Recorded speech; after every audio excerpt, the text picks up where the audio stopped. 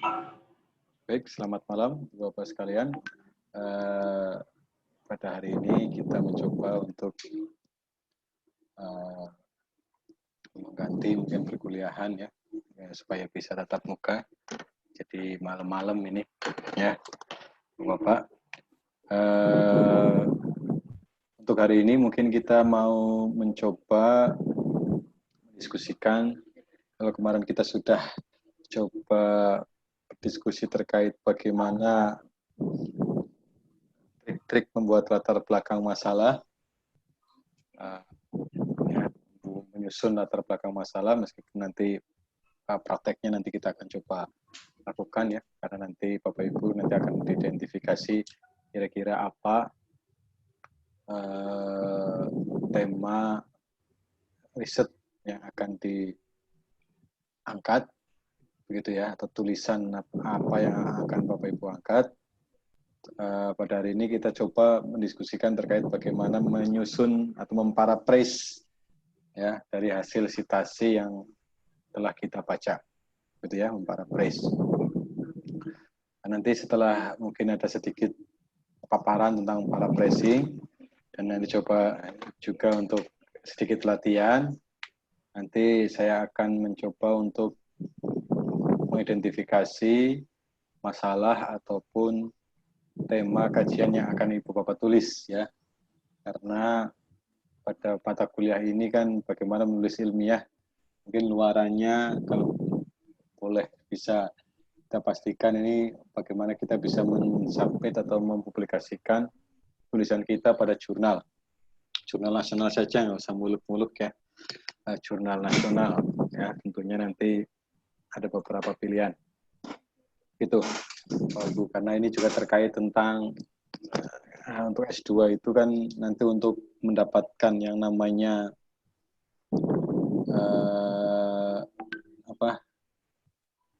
PIN, penomoran ijazah nasional, salah satunya harus bisa publikasi ya, harus bisa publikasi.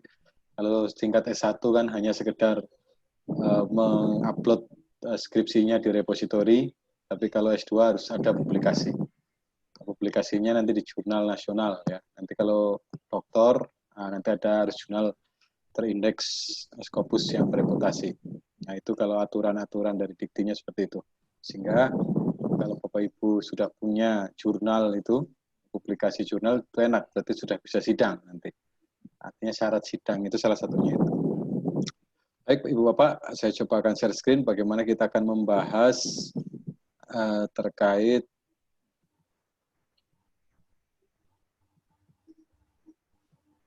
ya paraphrasing ya, paraphrase. Nanti citasinya nanti kita coba sedikit inilah ya, karena citasi kan kemarin sudah sedikit kita bahas. Nah, saya akan mau titik ada tekannya pada bagaimana cara paraphrase. Nah, kita tuh dituntut untuk bisa memparaphrase. Ya, memparaphrase artinya menuliskan kembali ide gagasan yang ada di artikel yang kita citasi. Itu ya. Jadi kalau menurut kaidah bahasa ya, bahwa paraphrase itu merupakan salah satu cara meminjam gagasan lah ya, meminjam gagasan atau ide dari sebuah sumber tanpa menjadi plagiat. Karena ini konsen sekali pemerintah dengan istilah plagiat, menjiplak, ya, mengcopy paste, ya, copy paste, mengcopy paste. Ini menjadi bagian yang memang sedang menjadi sorotan ya terkait tentang plagiasi, copy paste. Nah, ini di kalangan akademik itu tidak diperkenankan, begitu ya. Nah, tentunya bagaimana caranya kita supaya terhindar dari plagiarisme tadi? Tentunya salah satunya kita bisa dengan melakukan paraphrase, gitu ya, paraphrase. Ini kalau menurut Oxford ya, kamus Oxford Inggris, bahwa paraphrase merupakan cara mengekspresikan apa yang telah ditulis dan dikatakan oleh orang lain dengan menggunakan kata-kata yang berbeda agar membuatnya lebih mudah untuk dimengerti. Ide gagasannya kita ambil, akan tetapi tentunya dengan bahasa dengan ide gagasan kita. Ya, dengan tujuan tadi untuk mempermudah ya supaya orang bisa membacanya dengan mudah misalkan. Kalau menurut Kamus Besar Bahasa Indonesia sendiri, paraphrase itu menguraikan kembali suatu teks, ya. Jadi menguraikan kembali suatu teks dalam bentuk susunan kata-kata yang lain dengan tujuan dapat menjelaskan maknanya yang tersembunyi, makna yang tersirat.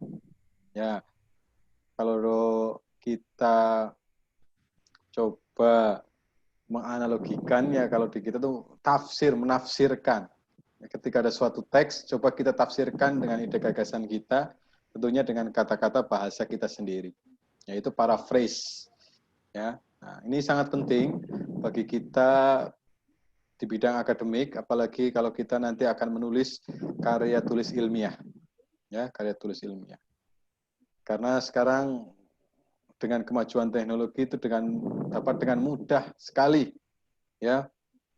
Kalau dulu mungkin kita agak kesulitan, ya, ketika kita ingin mencek bahwa tulisan ini apakah plagiat atau tidak, mungkin mengalami kesulitan karena kita bahan bacaan kita harus banyak. Tapi kalau sekarang dengan mudah, orang awam pun bisa mengecek bahwa tulisan seseorang ini plagiat atau tidak, ya, dengan adanya software yang sekarang banyak, itu sangat mudah sekali. Makanya ini kita harus hati-hati dalam membuat tulisan, itu harus sangat hati-hati, gitu ya. Yang kemarin saya contohkan, misalkan ada salah satu software ya, Turnitin gitu ya, itu mudah sekali itu ketika kita coba cek nanti kedetek semua. Sampai pada ini ngambilnya dari artikelnya siapa, halaman berapa yang diambil, itu kedetek semua. Ya, makanya kita harus benar-benar pintar untuk dapat membuat satu paraphrase. Tentunya ini menurut All Purdue, ya, bahwa paraphrase itu didefinisikan, ya, kemampuan seseorang untuk menulis ulang, ya, menulis ulang ide gagasan atau gagasan orang lain dengan kata-katanya sendiri dan ditampilkan dalam bentuk yang baru. Artinya ide gagasannya mungkin hampir mirip-mirip, tapi dituliskan ulang, ya, dengan gaya bahasa, tata bahasa kita sendiri, ya, sehingga tidak copy paste. Kita biasanya tuh sekarang tidak boleh, Pak, yang penting kan ada tulisannya di situ. Itu juga terkena plagiasi. Kita copy paste terus kita misalkan ada suatu artikel, ya artikelnya si A, terus kita copy paste, terus dituliskan tuh namanya si A. Itu termasuk plagiarisme. Gitu ya, dalam kaidah akademik itu termasuk plagiarisme. Meskipun nanti ada yang namanya kutipan langsung, ya, kutipan langsung dalam artian tuh benar-benar plek sama, ya, dan itu juga tidak boleh banyak, hanya kalimat-kalimat esensi tertentu misalkan, ya, misalkan ketika kita baca dalam Al-Quran begitu ya, akan dalam bahasa Arab, kita kan tidak boleh tuh Al-Quran terus kita buat dengan bahasa kita sendiri, itu nggak boleh. Nah, ya itu boleh, itu namanya kutipan langsung, ya, misalkan ada ayat sekian, tidak boleh kita merubah Al-Quran itu, ya, tidak boleh. Maknanya juga, artinya juga tidak boleh. Nah, itu biasanya itu untuk kutipan-kutipan esensial, ya. Salah satunya bagaimana Alkitab. Alkitab itu tidak boleh kita rubah-rubah. Dan itu pun dalam kajian-kajian ilmiah ada tata caranya. Ya, ada tata caranya. Ya, misalkan dengan menunjukkan dengan tanda apostrot atau petik dua, itu maknanya benar-benar ada. Ya. Yang lain lagi misalkan dari buku-buku esensi, misalkan buku-buku Yunani dulu lah, Yunani kuno. Terus kita kutip bahasa dengan bahasa Yunani Latinnya itu, dengan bahasa Yunaninya, misalkan ya, asli bahasa Yunaninya. Nah, ini namanya kutipan langsung. Ya, itu diperkenankan meskipun ada tata aturannya, ya, tata aturannya. Ya, ada tata aturannya, dan itu pun tidak diperkenankan banyak-banyak karena nanti akan kedetek, ya, karena dalam tulisan ketika kita akan mempublikasi, similarity atau kesamaan tulisan kita dengan yang sudah ada sebelumnya itu ada, kalau dari dikti itu mensyaratkan itu harus apa? Harus tidak boleh lebih dari 20%. Ya, harus tidak boleh lebih dari 20% apa yang kita tulis itu kesamaannya atau similarity-nya. Gitu ya. Jadi paraphrasing itu bagaimana ide gagasan yang telah kita baca coba kita tuangkan dalam bentuk tulisan yang segar, tulisan baru, ya, dengan gaya bahasa kita. Tentunya kita harus mampu, ya, harus mampu berlatih untuk bagaimana cara paraphrase. Nah, paraphrase ini legal, Bapak Ibu ya, legal. Artinya apa? Legal dalam artian dibenarkan dalam tata tulis ilmiah, ya, syah dalam meminjam gagasan orang lain.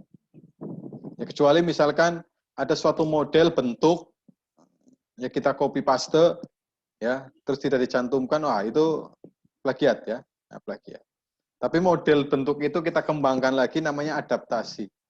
Ya, makanya nanti ada istilah adopsi dan adaptasi. Ya, adopsi. Adopsi itu artinya mengambil sesuatu hal, tapi kita cantumkan model tertentu, karena model itu sudah baku, ya, model itu sudah baku misalkan. Ya, itu sudah baku. Tapi kalau adaptasi adalah bagaimana model yang sudah ada kita kembangkan, kita modifikasi, nah itu sah-sah saja. Ya, ada istilah adopsi, ada istilah adaptasi. Ya, dan itu pun harus ada tata caranya nanti, tata cara. Ya, sebuah pernyataan ulang, restatement yang lebih lengkap dan detail. Nah, mungkin biasanya ketika kita membaca suatu artikel, suatu tulisan, mungkin ya di situ belum jelas secara luas misalkan. Nah, kita bisa menjelaskan kembali, merestatement, ya, menuliskan kembali dengan statement kita sehingga pernyataan-pernyataan itu akan lebih jelas misalkan, akan lebih jelas. Ya. Misalkan dari tulisan yang sudah ada itu kan sangat ringkas sekali ya, kita coba mengurai, ya, mengurai gagasan-gagasan yang ada di tulisan tersebut. Ya, ini namanya paraphrase. Meskipun nanti dalam penulisan paragraf itu tentunya kita harus mengikuti kaidah-kaidah tata bahasa Indonesia, ya, yang namanya paragraf itu ada kalimat utama dan kalimat penjelas, gitu ya. Ada kalimat utama, ada kalimat penjelas, ada induk kalimat, ada anak kalimat. Jadi paragraf itu tidak terdiri dengan hanya satu kalimat saja. Ini biasanya ditemukan dalam tulisan-tulisan panjang sekali ternyata satu kalimat. Dan menulis yang baik biasanya juga diikuti dengan kaidah-kaidah bahasa Indonesia ya, mana subjek, predikat, objek ya, ada subjek, predikat, ada objek, itu ada keterangan. Biasanya kan begitu ya, SPOK gitu ya. Nah itu menurut All Purdue terkait beberapa ya telah definisi paraphrase. Nah, untuk apa sih sebenarnya paraphrase dilakukan? Tadi sudah disampaikan, terutama tuh ini, menghindari plagiarisme. Karena plagiarisme ini sedang gencar-gencarnya, kurang lebih dalam kurun waktu 10 tahun terakhir ya, ini sedang gencar dikampanyekan. Ada beberapa hal, misalkan temuan-temuan ya, bahkan sampai gelar doktornya dicabut gara-gara plagiarisme, gelar guru besarnya dicabut gara-gara yang namanya plagiarisme ini. Makanya harus sangat hati-hati sekali terkait tentang plagiarisme atau copy paste ini, menjiplak, ya, sehingga menjadi bagian penting ketika kita ingin menuliskan artikel ilmiah, itu menjadi bagian penting. Makanya biasanya saya pribadi ya ketika menulis artikel ilmiah, sebelum saya submit ke suatu jurnal, saya cek dulu. Kalau ketika kemiripannya banyak, ya kita paraphrase lagi. Ya, sampai pada batasan-batasan yang diperkenankan oleh tentunya undang-undang ya. Biasanya dalam hal ini adalah dikti. Begitu. Ya, ada banyak hal kejadian-kejadian akibat dari plagiarisme ini.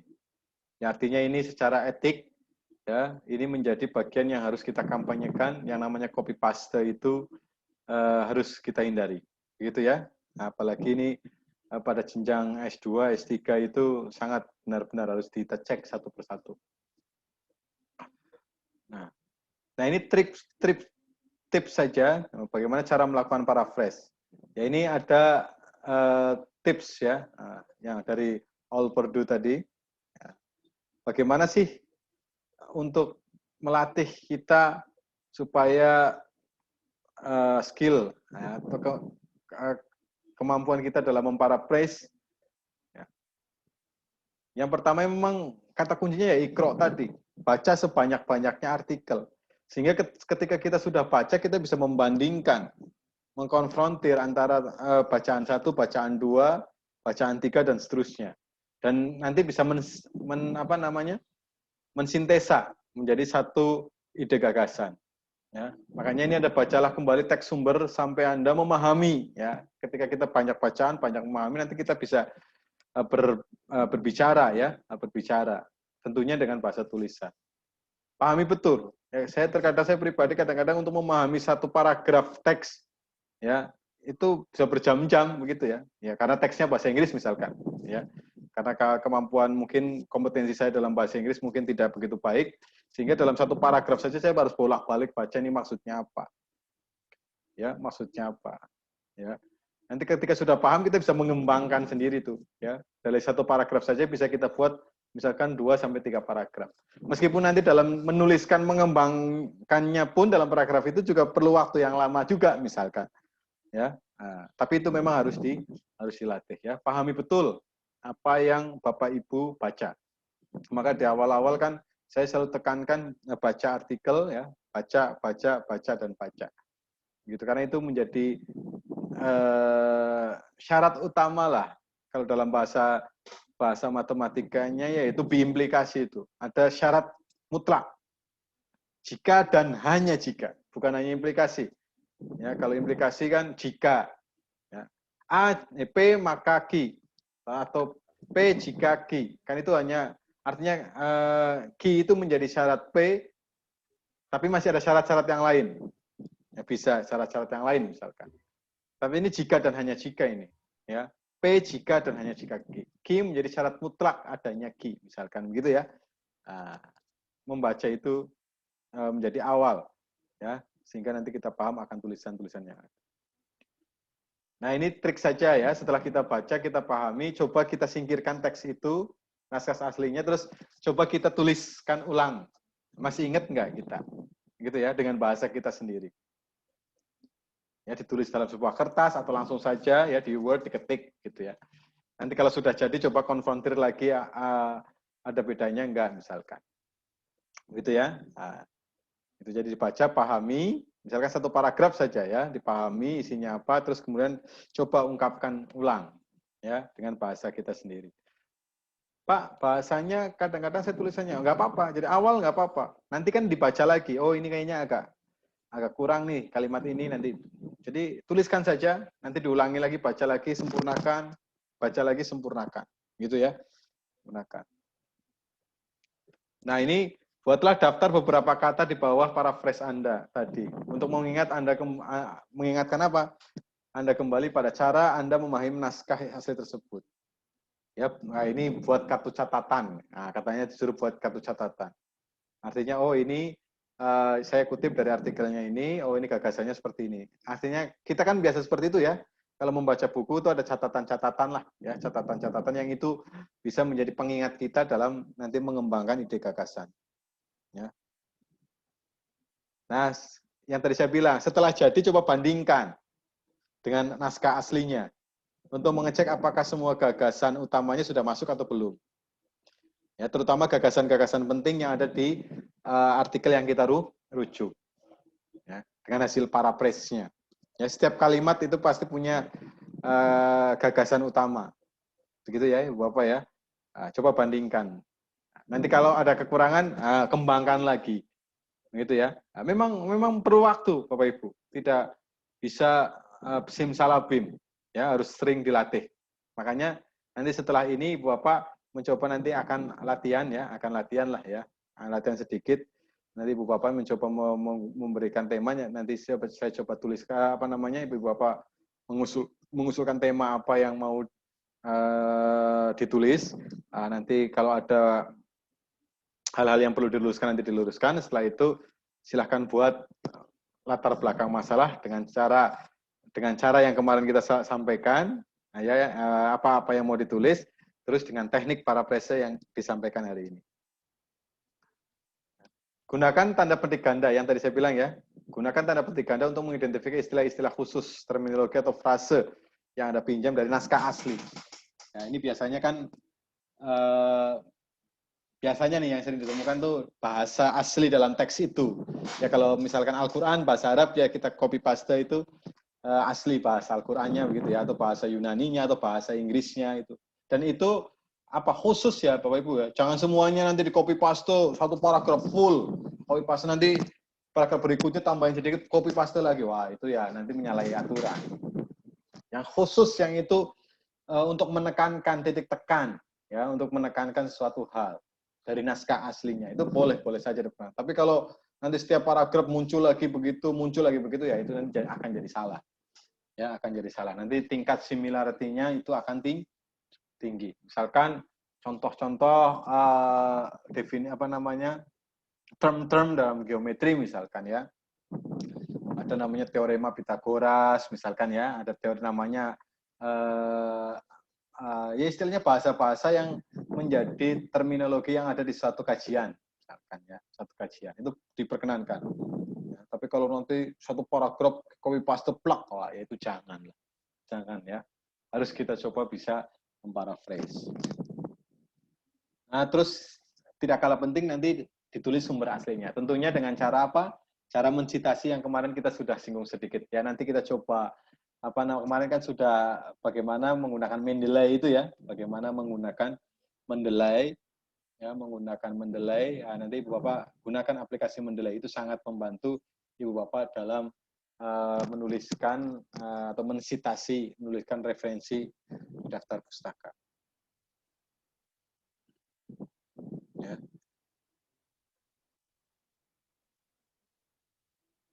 Ini tipsnya nih, ya tipsnya. Ya lagi-lagi baca dan fokus pada inti yang hendak diambil. Baca, ya. Kalau itu paragrafnya terkait tentang socio-mathematical norm, misalkan kita membaca terkait tentang socio-mathematical norm, di paragraf itu lagi ngomongin apa nih? Definisikah atau bagaimana pentingnya? Oh ternyata definisi ya. Berarti kita coba memparaphrase definisi-definisi itu ya. Bacalah inti yang hendak diambil. Ya, diingat-ingat betul butir-butir penting yang dapat diidentifikasi selama membaca dengan menggunakan kata-kata sendiri. Ya, diidentifikasi betul. Ya, dalam suatu definisi kan pasti ada kata kunci, keyword-nya. Nah, keyword ini bisa kita paraphrase dengan cara dikembangkan dalam bentuk nanti penjelasan, explanation. Gitu ya. Baca ulang apakah poin-poin yang tertinggal. Ya, setelah jadi tadi coba dibandingkan. Ada nggak kata kunci yang tertinggal? Kalau ada ya mungkin bisa ditambahkan, gitu ya. Kalau sudah betul ya sudah misalkan. Nah kalau misalkan kita bandingkan poin-poinnya sudah ada, sudah masuk, begitu ya. Tapi tata kalimatnya mungkin kayaknya agak agak belum baik ya. Silahkan nanti diperbaiki dalam paraphrase tadi. Poin-poin tersebut diringkas, gunakan kata-kata sendiri disajikan secara logis ya. Ini penting ya. Gunakan, artinya begini, kata-kata sendiri juga ada aturannya. Nah, kata-kata sendiri nanti menggunakan bahasa sehari-hari kita, gitu ya. Tidak mempergunakan bahasa akademik itu salah juga. Artinya apa? Secara logis. Kalau secara logis dengan menggunakan bahasa ilmiah ya gunakan bahasa ilmiah. Istilah-istilahnya pun harus istilah-istilah yang sesuai dengan kaidah-kaidah bahasa Indonesia yang baik kan dan benar, gitu ya. Nah, ya jangan lupa menulis sumbernya. Ini hampir mirip-mirip tadi ya, tips yang 6 langkah tadi dengan tips-tips tadi. Nah, saya sudah membuat, ini saya ambil saja beberapa contoh ya. Ini saya ambil dari artikel asli. Ini artikelnya dari artikel saya sendiri ya, artikel saya sendiri. Ini asli dalam. Oke. Ini asli tulisan di artikelnya, ini adalah begini bunyinya. Suatu bukti matematika disusun atas argumentasi yang valid. Dan susunan argumentasi valid tersebut akan menentukan kesahihan bukti tersebut. Ini diambil dari artikel ini ya. Nah, ini coba saya menggunakan artikel saya sendiri lah. Artinya saya coba memparaphrase tulisan saya sendiri, gitu ya. Nah, coba kita paraphrase. Kalau kita lihat di sini kan pasti ada kata kunci. Ya, kalau saya memandangnya di sini kan ada bukti matematika. Ya, kita sedang bicara tentang bukti matematis atau bukti matematika, misalkan. Terus ada kata argumentasi valid, ya. Nah, ada kesahihan sebuah bukti kan, menentukan kesahihan sebuah bukti. Misalkan itu kata kunci yang bisa kita ambil, begitu ya. Nah, coba saya mencoba tadi ini barusan saja sebelum kuliah mencoba memparaphrasing tulisan sendiri, misalkan. Tulisan saya sendiri. Nah, saya tulis ide gagasan sahih yang tersusun secara terstruktur berdasarkan tata aturan sistem aksiomatis Nah, sistem aksiomatif ini dari apa? Dari apa tadi valid ini, argumen valid itu harus sesuai dengan teorema, aksioma, gitu ya. Nah, yang ada artinya sistem aksiomatis. Ya, maka saya tuliskan berdasarkan tata aturan sistem aksiomatis menjadi fondasi dalam penyusunan bukti matematis, misalkan ya. Nah, ini kan sebenarnya ide gagasannya sama bahwa apa bukti matematis argumentasi yang valid itu menjadi kesahihan sebuah bukti kan. Makanya saya tulis ide gagasan yang sahih, artinya ide gagasan yang sah. Sahnya menurut siapa? Menurut sistem aksiomatis tersusun ya berdasarkan tata aturan aksiomatis. Ini menjadi dasar dari penyusunan bukti matematis. Misalkan seperti itulah kurang lebihnya. Ya nanti bisa dikembangkan. Ini contoh saja. Tadi saya mencoba menyusun memparaphrase dari tulisan saya sendiri, gitu ya, dari tulisan saya sendiri. Ya. Ini setelah itu apa kita tuliskan? Karena ini artikel ini 2020, berarti saya tulis ya, Ma'arif 2020. Meskipun kadang-kadang ada tata aturan tertentu yang di situ ada menuliskan di situ ada halaman dan seterusnya. Tapi biasanya aturan APA, citasi APA itu cukup dituliskan dalam apa? Nama terus nanti tahunnya. Gitu ya, paraphrase. Nah, tentunya nanti Ibu Bapak juga punya ini tersendiri. Ini masih bisa dijabarkan lah, masih bisa dijabarkan nanti ya, dikembangkan. Nah, ini saya mencoba membuat satu paraphrase dari tulisan saya sendiri secara cepat gitu ya, secara cepat. Misalkan ini contoh saja. Nah, menurut Ibu Bapak, ketika ada tulisan asli yang di atas, coba kira-kira siapa yang mau mencoba memparaphrase? Nah, coba Bu Fitri Hidayani coba. Itu di atas kan tulisan asli ya. Nah, coba. Ibu coba paraphrase dengan bahasa Ibu sendiri. Ide gagasannya kan sebenarnya bukti matematis itu harus apa? Harus didasarkan pada argumen yang valid kan? Nah itu nanti dikatakan sah kan gitu ide gagasannya kan itu. Ya, bahwa bukti matematis itu harus didasarkan oleh argumen yang valid. Sehingga si bukti matematis itu disebut dengan bukti yang sah. Coba Bu Fitri Hidayani, coba. Nah, dari artikel asli itu kira-kira seperti apa? Nah. Ya, jujur Pak, susah ya. Ya, memang. Ya, coba. Tapi nggak apa-apa, dicoba. Karena yang Bapak tulis di atas sama yang di bawah bisa beda banget gitu, hebat gitu. Kalau saya paling menyatakannya dengan bahasa saya sendiri, paling pernyataan matematis bisa dibuktikan dengan argumentasi valid. Ya hampir mirip sebenarnya. Ya, boleh saja Bu. Nah, makanya kemarin saya bilang Bu, ada tips paraphrase yang istilahnya dasar lah. Itu adalah yang pertama adalah menggunakan sinonim. Sinonim itu apa? Istilah beda makna ya? Persamaan kata. Nah, itu paling mudah begitu. Ya. Nah, terus yang kedua adalah merubah kalimat. Kalau kalimatnya aktif, kita rubah menjadi pasif. Itu yang paling dasar biasanya, yang paling tips, yang paling mudah. Gitu ya. Nah, yang paling mudah. Misalkan seperti itu. Misalkan kalau di atas suatu bukti matematik, argumentasi. Nah, kata argumentasi itu pada A-nya kira-kira kata apa, Bu? Nah, gitu ya dicari. Argumentasi kan, makanya saya tulis menggunakan ide, gagasan gitu ya. Gagasan gitu ya. Argumentasi. Nah, terus ada valid, sahih. Nah, valid itu kan bisa kita artikan terstruktur misalkan ya. Terstruktur. Artinya itu terjustifikasi. Aduh, terjustifikasi apalagi itu ya. Sesuai dengan kaidah-kaidah tertentu. Kan bisa saja ya, sesuai dengan kaidah-kaidah matematik. Artinya menggunakan makna-makna yang kira-kira menjadi yang maknanya sama tapi kata-katanya berbeda. Karena nanti ketika kita tapi tidak melulu ya seperti Bu Fitri Hidayani kan tadi menggunakan apa tadi Ibu? Coba diulangi Bu tadi. Pembuktian pernyataan matematis harus menggunakan argumentasi yang sah. Jadi pembuktian aduh ini harus diketik ini. Bentar ya, ini saya keluar dulu ya. Nah, supaya kita latihan lah ya, latihan. Saya buka Word. Tapi memang harus dilatih ya. Saya coba buka buat ya, biar kita saling latihan saja.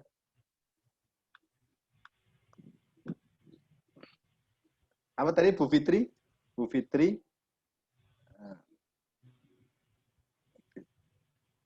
Pembuktian. Pembuktian. Belum di mute, unmute Bu. Pembuktian pernyataan matematis. Pernyataan matematis. Harus menggunakan argumentasi yang sah gitu ya. Nah, yang sah. Oke, ini Bu Fitri, coba yang lain mau menambahkan gagasannya Bu Fitri. Nah, silahkan. Nah, latihannya memang begini Bu, coba yang lain kembangkan. Ini Bu Fitri kan begini kan. Nah, coba ada yang mau mengembangkan, Bu Nia misalkan. Silakan kembangkan ide gagasannya Bu Fitri. Sebenarnya ide gagasannya kan bahwa bukti matematis itu harus disusun atas argumen yang valid sehingga menjadi sah. Ya, gitu kan ide gagasannya kan itu kan. Nah, coba Ibu Nia, nah, coba. Bapak dari tadi juga lagi berpikir lah. Lagi berpikir ya. Tapi memang harus dilatih ya Ibu Bapak ya. Misalkan saya tambahkan di sini, misalkan pembuktian pernyataan matematis. Misalkan dari suatu masalah bukti, nah ini kan lumayan nih tambahkan tuh. Yang mau dibuktikan tuh apa sih? Kan masalah yang mau dibuktikan kan? Nah, misalnya saya tambahkan itu, Jadi pembuktian pernyataan matematis dari suatu masalah bukti, harus misalkan didasarkan pada pola-pola argumentasi, ya kan gitu ya, pada pola-pola argumentasi yang tersusun secara terstruktur menggunakan logika berpikir yang sahih, misalkan ya, yang sahih, gitu ya. Keren Pak. Misalkan begitu ya. Jadi artinya apa? Ada penambahan lah, ada penambahan, ya kan? Yang mau dibuktikan itu apa sih? Masalah kan? Masalah yang mau dibuktikan, misalkan begitu. Nah, misalkan. Nah, artinya begini Ibu Bapak. Taruhlah ya, taruhlah. Kenapa saya bisa mengembangkan? Karena latihan. Ya, nanti Ibu Bapak kan ini baru nanti latihan ya. Latihan nanti kalau sudah membaca, sudah mengekspresikan begitu ya, nanti bisa seperti dengan sendirinya lah Ibu Bapak. Nggak tahu. Saya juga kadang-kadang kenapa saya bisa nulis seperti itu? Ya kadang-kadang datang sendiri. Ya, datang sendiri karena terbiasa. Ya, waiting tresno jalaran soko kulino. Begitu ya. Nah, itu. Nah, jadi itulah yang disebut dengan paraphrase ya Ibu Bapak ya. Idenya sama tapi kita bisa menambahkan untuk menjelaskan tadi. Ya. Kalau Bu Fitri Handayani tadi bisa mengungkapkan bahwa pembuktian pernyataan matematis harus didasarkan pada argumentasi yang sah misalkan. Nah, saya menyorotinya sebenarnya saya membuktikan pernyataan yang mana sih? Kan gitu ya. Oh, pernyataan dari suatu masalah bukti. Gitu ya. Harus didasarkan pada pola-pola argumentasi karena argumentasi kan pasti ada pola-polanya kan? Ada yang namanya silogisme hipotetik, ada yang namanya apa itu? Kalau logika matematika. Ya. Silogisme disjungtif, ada yang namanya tautologi, gitu ya. Ada yang namanya begitu bla bla bla bla. Itu kalau dalam pembuktian langsung itu ada macamnya banyak ya. Kan pembuktian kan ada langsung ya. Belum lagi kita merujuk pada pola-pola pembuktian, ada bukti langsung dan bukti tak langsung ya. Bukti tak langsung misal ada direct proof, ada indirect proof misalkan ya. Nah, contoh misalkan bukti tak langsung nanti ada kontrapositif, ada kontradiksi ya. Itu kan sebenarnya pola-pola semuanya. Begitu ya, pola-pola semuanya. Nah, jadi begitu. Ya, Ibu Bapak. Oke, kita coba ke contoh yang lain ya Ibu Bapak ya. Ini contoh-contoh saja. Artinya begini, Ibu Bapak punya artinya gini Ibu Bapak. Ini kan representasi. Kalau tadi apa? Restatement ya, istilahnya restatement. Ide gagasannya sama, tapi statementnya diungkapkan dengan ya dengan bahasa yang berbeda. Itu setiap kita punya restatement atau representasi dari sudut pandang masing-masing. Misalkan begitu ya. Oke, coba kita contoh yang lain. Misalkan, ini juga sama. Saya mencoba mengambil dari artikel saya sendiri, ya artikel saya sendiri, supaya dalam artian supaya saya tahu sebenarnya, supaya saya memahami si artikel. Kalau sudah pahami si artikel kan gampang ya kata-katanya. Nanti kalau saya baca artikel yang lain lagi, nanti saya belum bisa memahami, nanti ada bias gitu ya. Misalkan begini lagi, ini asli nih. Ini diambil dari artikel yang sama. Artikel yang sama ya. Mariotti dan Pademonte mengungkapkan hubungan antara argumentasi dan bukti dalam kaitannya penyelesaian masalah bukti adalah ketepatan seseorang dalam menentukan konjektur terhadap teorema yang akan digunakan. Ya. Oke. Jadi kalau ide gagasannya ini kan gini, ada argumentasi, ada buktinya. Itu sebenarnya apa sih? Intinya adalah apa? Ketepatan seorang itu untuk menentukan konjektur. Konjektur itu dugaan. Ya, kalau ada masalah bukti, oh kayaknya nih arahnya ke sini nih. Ya, itu namanya konjektur, Ibu Bapak. Dugaan sementara. Kan kita sering tuh kalau mau membuktikan kan kita coret-coret, oh ini larinya ke sini nih, larikan ke Pitagoras, dalil Pitagoras, larikan ke rumus kekongruenan dua buah segitiga misalkan ya. Kan kita punya itu, punya sense. Nah, itu namanya konjektur. Nah, itu kalau itu tepat konjektur itu tepat ya. Terhadap teorema terus menggunakan teorema itu pasti buktinya sahih misalkan gitu. Jadi antara bukti dan argumentasi, argumen itu dalam ketepatan menentukan konjektur. Kan ide gagasannya kan itu. Nah, misalkan ini saya coba cepat saja tadi ya, tuliskan. Seseorang yang bekerja dengan bukti matematis, jadi kalau ada seseorang yang bekerja dengan bukti matematis, akan menggunakan dugaan-dugaan aksiomatis. Ya, tadi kata-kata konjektur saya rubah menjadi dugaan.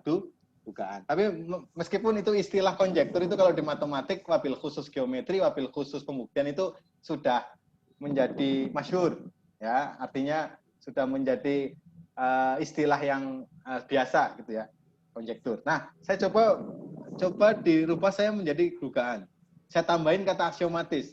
Maksudnya dugaan aksiomatis itu dugaannya itu sesuai dengan teorema, ya. Dalam setiap argumen, jadi dugaan-dugaan, jadi akan menggunakan, jadi orang yang bekerja dengan bukti itu seharusnya menggunakan dugaan-dugaan aksiomatis atau argumen yang disusun guna menyelesaikan permasalahan yang akan dibuktikan. Nah, misalkan seperti itu. Ya. Karena titik tekannya itu pada konjektur kan ya, bagaimana dia bisa menduga dengan benar. Tentunya ini kan versi ini masih bisa dikembangkan. Nah, masih bisa dikembangkan. Coba, saya mau pengen lagi untuk berlatih. Pak Anta, coba Pak Anta. Nah, Pak Anta. Coba, yang ini. Nah, silakan coba di paraphrase, Pak Anta. Pak Anta bisa menuliskan di chat atau apa, nanti atau gini, sambil Pak Anta ngomong sambil juga diketik di chat misalkan. Coba. Nah, artinya ini kan masih bisa dikembangkan misalkan. Jadi hubungan antara argumentasi dan bukti dalam kaitannya menyelesaikan masalah bukti adalah argumen itu harus apa? Ketepatan dalam menentukan konjektur. Jadi argumen itu konjektur itu akan muncul di setiap argumen, dugaan-dugaan. Teorema yang akan digunakan. Ya. Ketika saya mau membuktikan teorema A misalkan, oh ini dasarnya harus dari teorema ini, teorema ini, ya itu kan dugaan. Nah. Coba Pak Anta. Masih kesusahan, Pak. Ya, kesusahan. Bentar, Pak. Bentar dulu, Pak. Atau Bu Mutia kayaknya nih, Bu Mutia coba, Bu Mutia. Bu Mutia. Back dulu Pak, back. Foto dulu Pak. Nah, misalkan.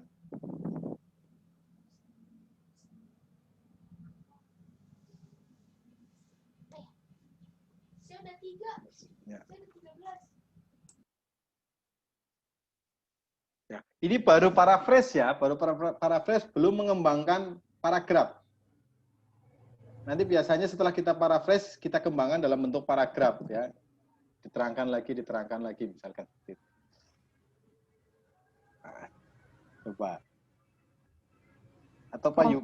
Awalnya dalam apa tadi ya? Dalam menggunakan teorema dibutuhkan. Coba sebentar. Nah, Bu Mutia nih, Bu Mutia. Tadi apa ya?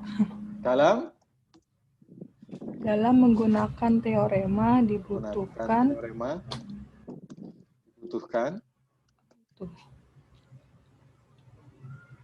Itu kata-kata tadi.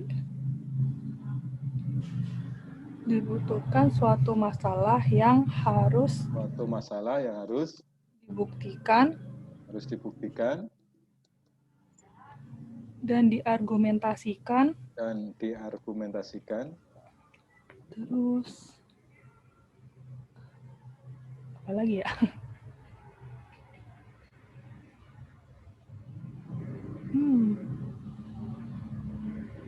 Berarti titik tekannya kan sebenarnya bukti ya, dalam membuktikan gitu ya. Oke.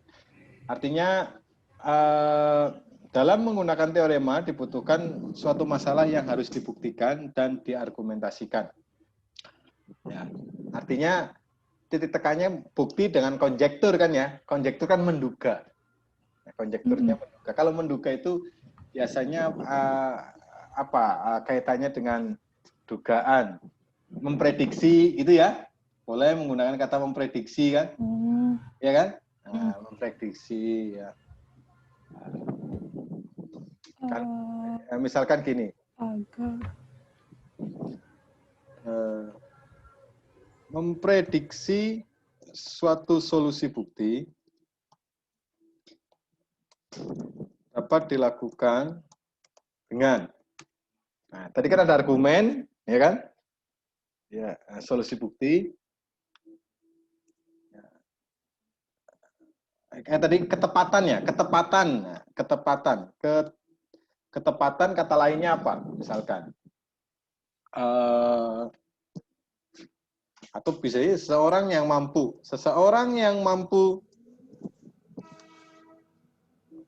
membuat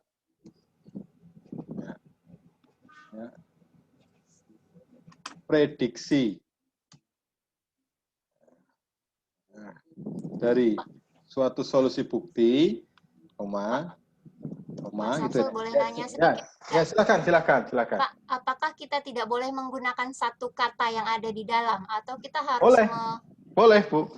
Biasanya kedetek itu ketika ada 3 kata berturut-turut. Nah, itu udah kedetek nanti. Ya. Kadang-kadang kalau semacam Turnitin itu ketika ada tiga kata yang berturut-turut sama, nah itu nanti kedetek. Kedetek, gitu ya. Makanya paraphrase ini penting sekali, gitu ya. Paraphrase penting sekali. Jadi ada yang semakin banyak kata kan, artinya semakin kesempatan kita untuk mengembangkan kan semakin susah ya. Tapi biasanya ada jurnal-jurnal itu 3 kata biasanya. 3 kata baru kedetek. Makanya itu ada yang nakal, Bapak Ibu. Karena dia pengen biar nggak kedetek, jadi setiap ini tuh dikasih huruf. Taruhlah dikasih huruf O begitu. Nah, huruf O-nya, si spasi O ini dikasih putih-putih. Apa ini? Ininya putih ya, biar nggak kelihatan. Betul, putih. Padahal di sini kan harusnya huruf nih ya. Ya kan? Kalau digambarkan secara ini kan kayak spasi kan? Ini kalau keturnitin ini nggak kedetek. Kenapa? Kan ini satu kata ini. Nah, ini ada trik jelek. Ya, trik jelek seseorang. Ya. Nah, trik jelek. Taruhlah kita akan membuat paraphrase dari pernyataan ini misalkan ya. Ini sengaja nih, ini dikasih tanda O, nanti diputihkan. Nah, kalau diputihkan kan nggak kelihatan kan? Si pembaca nggak kelihatan. Ya kan?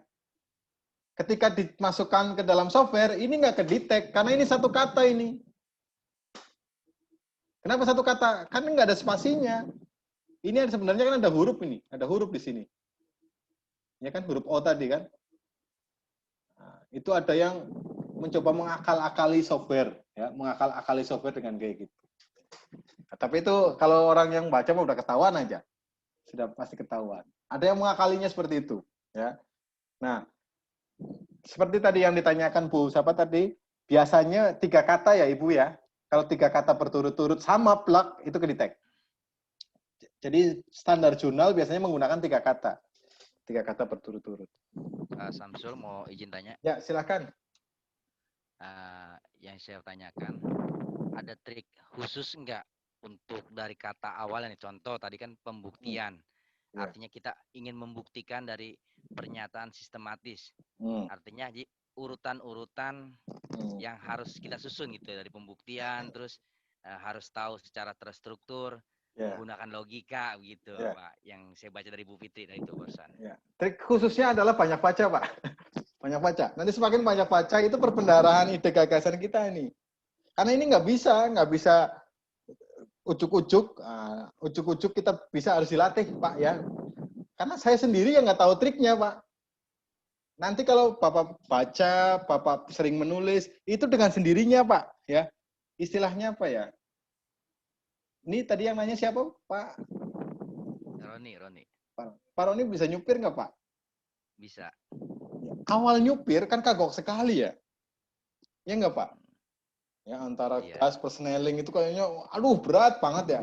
Tapi kalau sudah bisa, taruhlah ada yang jalan, itu kita refleks ya. Refleks otomatisasi gerak ya. Bukan refleksi, otomatisasi gerak ya. Ya, begitulah nulis. Iya. Ya, kalau kita sudah terbiasa, ada kata-kata kalimat yang kita baca dengan sendirinya tuh, wah ini ke sini. Nah, gitu ya, Pak ya. Jadi yang nggak bisa tipsnya harus ini. Nah, tips-tipsnya yang tadi disampaikan, Pak. Baca, setelah paham maknanya isinya apa, ide gagasannya apa, untuk memahami itu ada kata kuncinya ya, Pak ya. Oh, ini kata kuncinya ini kata kuncinya ini kata kuncinya ini. Nah, setelah itu kita coba menulis. Nah, menulis, kaitkan, Pak, kaitkan. Kayak tadi kan saya mengaitkan ya, Pak ya. Mencoba mengaitkan ketika ada bukti valid. Oh, saya kaitkan yang namanya bukti valid itu adalah argumen-argumen yang tersusun berdasarkan sistem aksiomatis. Kan gitu ya. Nah, kita mencoba mendefinisikan kata-kata itu tuh. Nah, kita masukkan, kita tambahkan. Begitu ya. Nah, kita mencoba mendefinisikan itu. Atau pengalaman kita ketika saya membuktikan tuh apa sih, seperti apa sih? Nah, kita mencoba menuliskan ke situ. Makanya tadi kan saya tuliskan adalah pola-pola begitu ya, pola-pola ide gagasan segala macam. Gitu. Jadi kalau ditanya trik-triknya ya latihan, Pak. Banyakin latihan, baca, tulis, setelah dibaca terus ditulis nanti dengan sendirinya, Pak. Ini pokoknya kayak otomatis gitu ya, kayak otomatis. Ya, tadi saya analogikan ketika kita nyupir pertama, ya. Nah, saya dulu waktu latihan nyupir juga begitu, melihat orang di depan aja groginya minta ampun kan. Takut kesenggol, takut ke apa kan. Ya, tapi setelah bisa ya biasa aja. Misalkan mohon maaf nih ada mendadak aja, misalkan kita langsung ngerem mendadak itu kan kayak otomatis ya. Otomatisasi gerak, bukan refleks ya. Kalau refleks itu ketika kita nginjak paku, itu refleks tuh, Pak. Setiap orang nginjak paku itu pasti refleks kaget. Mau dia orangnya latihan, nggak latihan, pasti kalau nginjak paku ya sakit ya. Refleks apa kaget. Itu namanya refleks, kegiatan refleks. Tapi kalau otomatisasi perlulah latihan. Kenapa si petinju ketika dipukul langsung menghindar? Kenapa ketika seorang atlet karate ketika mau dipukul dia bisa langsung menghindar? Itu akibat dari apa? Akibat dari latihan. Itu bukan refleks. Nggak semua orang ketika dipukul tuh bisa menghindar kayak gitu. Ya, tapi kalau refleks, ya orang menginjak paku, ya semua orang di dunia inilah pasti kaget. Nah itu namanya refleks. Karena ada sensor kan, ada sensor. Tapi kalau yang namanya otomatisasi itu haruslah latihan. Ini saya pinjam dari filosofinya orang olahraga, Pak. Karena saya ditanya apa bedanya refleks dan otomatisasi gerak. Wah, sama aja saya bilang. Ya sama aja kan orang menyebutnya kalau kita menghindar itu kan refleks. Oh ternyata menurut filosofinya orang pendidikan olahraga itu beda. Kalau otomatisasi gerak itu harus dilatih. Setelah latihan terbiasa dengan sendirinya itu akan keluar. Ya keluar jurus-jurusnya itu loh Pak. Ya.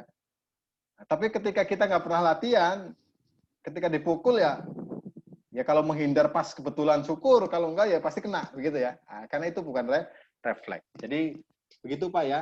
Jadi memang harus tips saja dari saya biasanya setiap membaca apa saja saya tuliskan. Meskipun itu satu paragraf, saya tulis. Nanti besok lagi saya buka lagi, lanjutkan lagi, tulis sedikit gitu ya. Sempatkan waktu 10 menit gitu Pak ya, 10 menit atau seperempat jam lah ya, untuk membaca kemudian kita tulis. Baca apa saja dan nulis apa saja. Ya syukur-syukur kalau Ibu Bapak nanti sudah fokus ke suatu tema, boleh nanti. Artinya kita membaca sesuai dengan tema-tema yang ada. Begitu ya, Ibu Bapak ya. Coba yang lain lagi. Yang lain lagi misalkan. Pak, maaf Pak. Ya monggo, silakan. Pak Dokter, saya sudah ngirim chat, mohon dikoreksi Pak. Siap. Sebentar. Ini saya nggak ngeliat chat. Iya Pak. Ya. Oh iya. Nah, setiap kali mengungkapkan sebuah teorema, kita harus dapat menggunakan dugaan-dugaan untuk membuktikan teorema tersebut. Nah, ini kata awalnya saja ini Pak, setiap kali. Ya. Setiap kali. Misalkan bisa diganti, misalkan kata awalnya seorang yang bekerja dengan, misalkan ya, atau menggunakan kegiatan, ya, kegiatan menyusun bukti bisa diawali dengan mengungkapkan sebuah teorema, yang kemudian, teorema tersebut digunakan untuk menyusun dugaan-dugaan, ya. Dugaan-dugaan bukti yang coba saya tulis dulu ya. Nanti saya kalau nggak nulis ini nggak ini. Misalkan ya, sebentar saya search. Tapi Ibu Bapak, lagi-lagi saya tekankan bahwa ini nanti dari sudut pandang mana, begitu ya? Dari sudut pandang mana? Nah, nanti gaya menulis inilah yang nanti menentukan gaya menulis Ibu Bapak ya. Setiap orang nanti punya gaya menulis. Setiap kali mengungkapkan sebuah teorema, kita harus dapat menggunakan dugaan-dugaan untuk membuktikan teorema tersebut. Nah, ini juga penting nih, Bapak. Sebenarnya dugaan-dugaan ini kan didasarkan pada teorema. Gitu ya, Pak ya. Ketika saya mau menyusun dugaan, harus didasarkan pada teorema. Gitu ya. Nah, jadi mungkin kebalik ya. Artinya gini,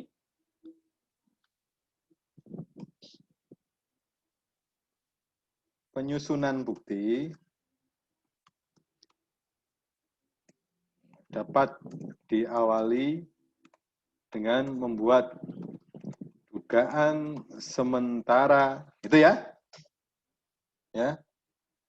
membuat dugaan sementara yang didasarkan pada teorema tertentu untuk selanjutnya dikembangkan dalam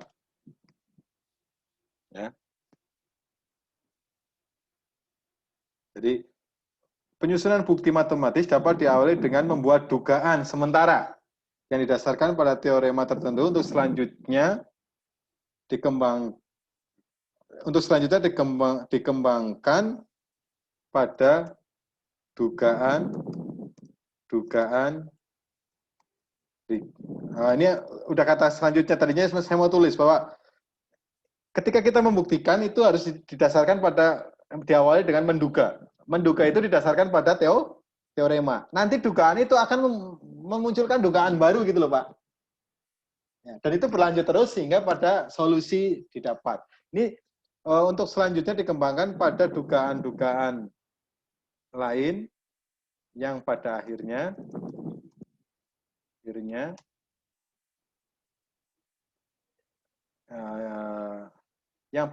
itu buktinya itu didapat gitu ya, atau jangan yang pada akhirnya. Ini kan sudah selanjutnya yang dikembangkan pada dugaan-dugaan lain sampai pada bukti yang diinginkan. Misalkan begitu ya.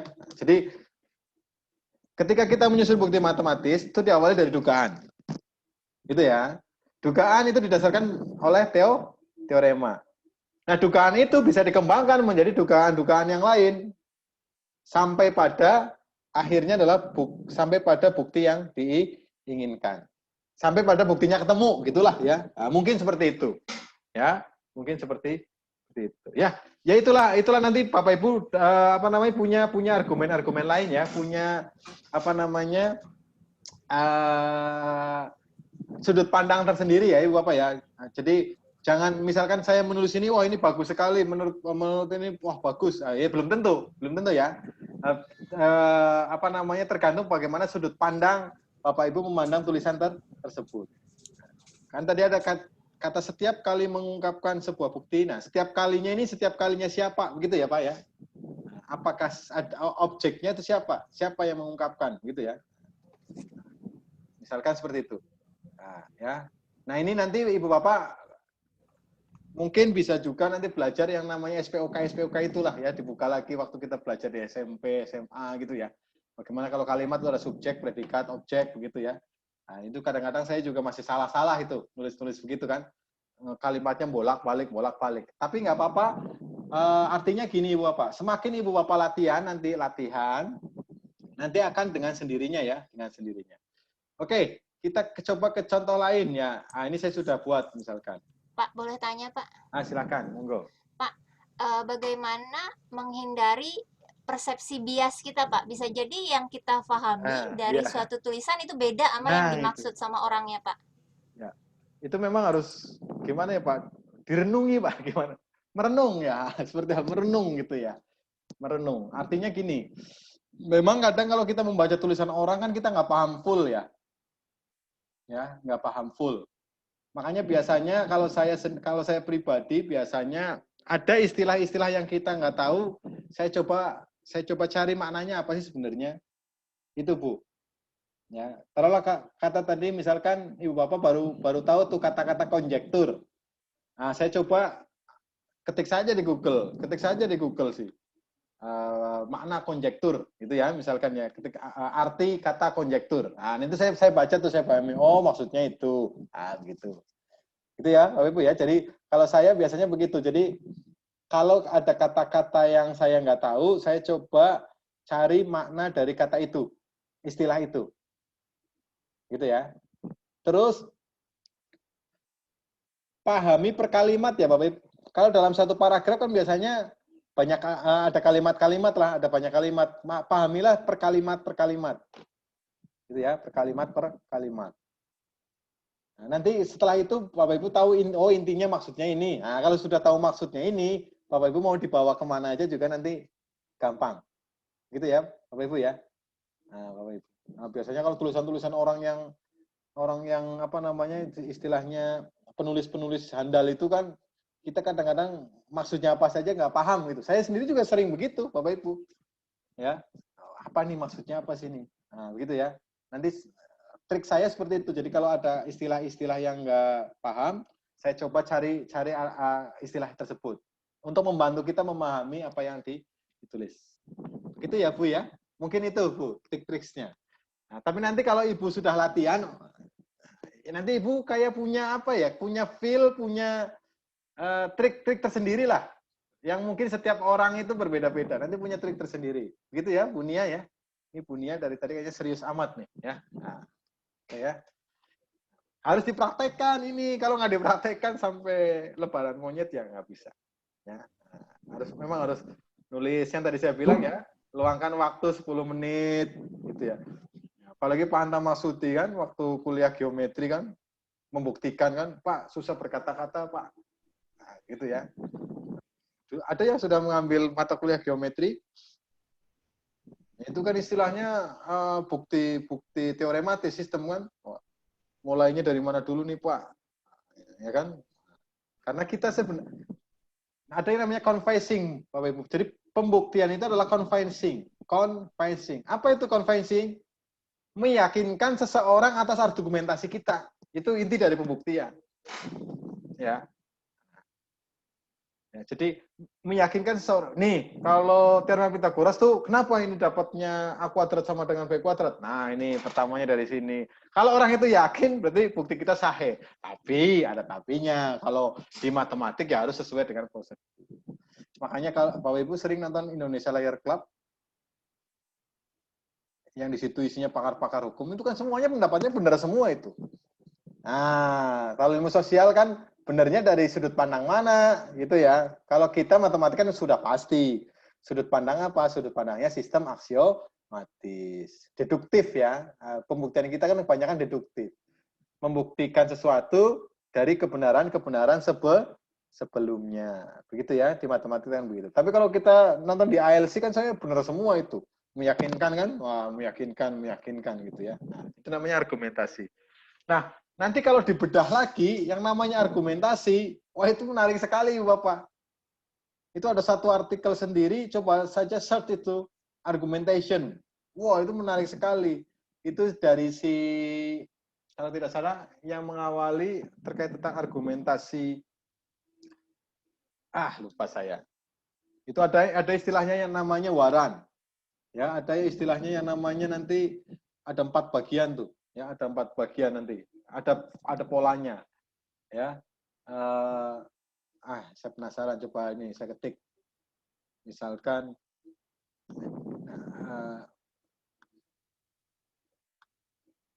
scholar misalkan.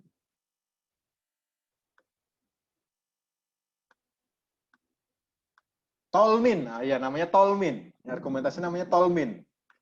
Ya.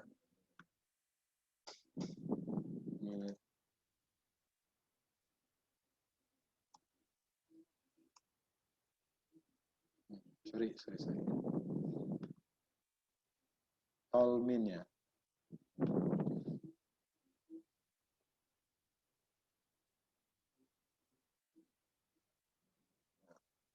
Kalau salah namanya ini ya, Tolmin ya.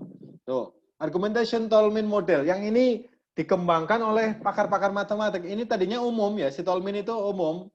Ya, tapi banyak dikembangkan di proof ya, proof misalkan.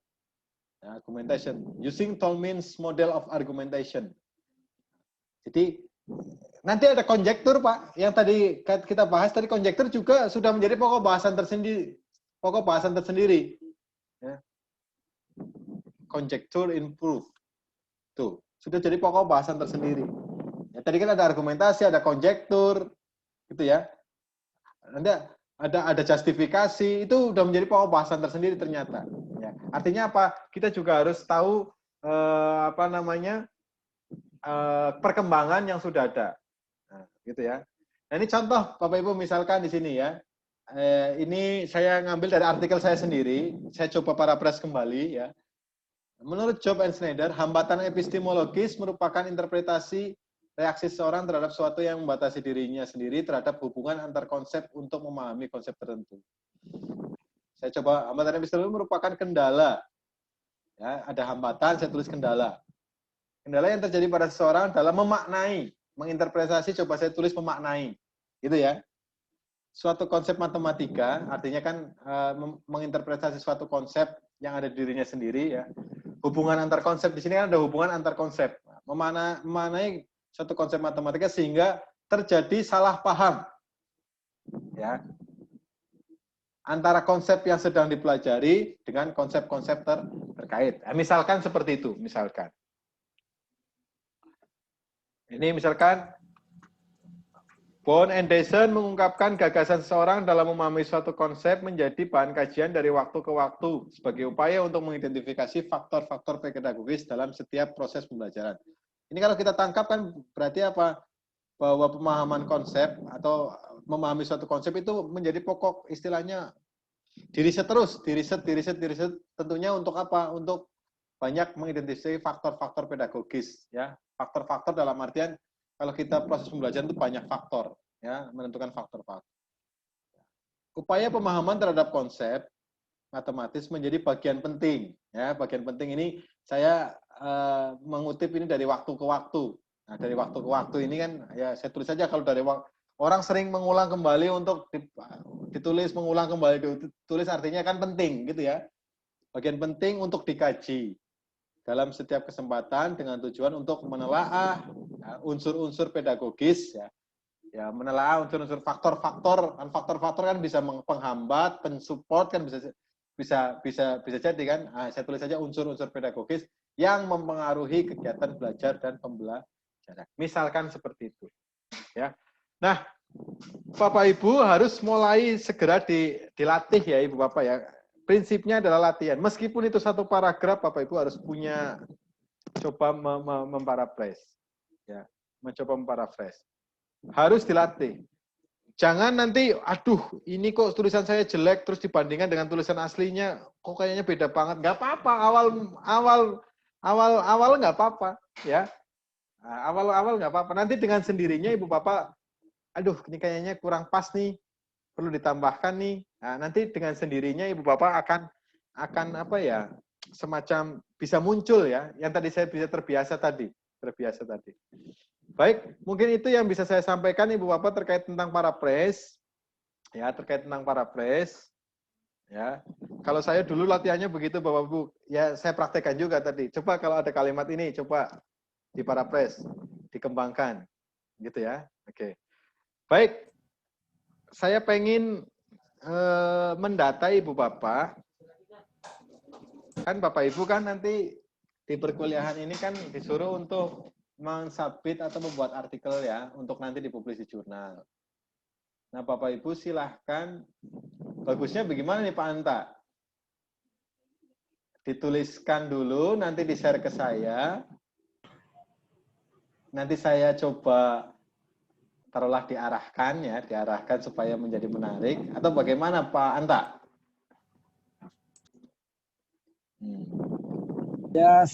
Ya silakan Pak Dokter aja lah.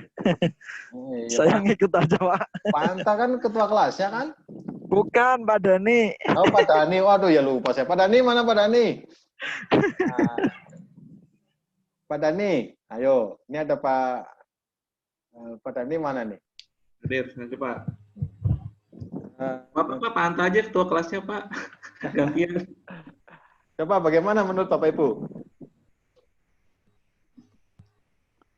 Atau gini saja ya, mungkin di chat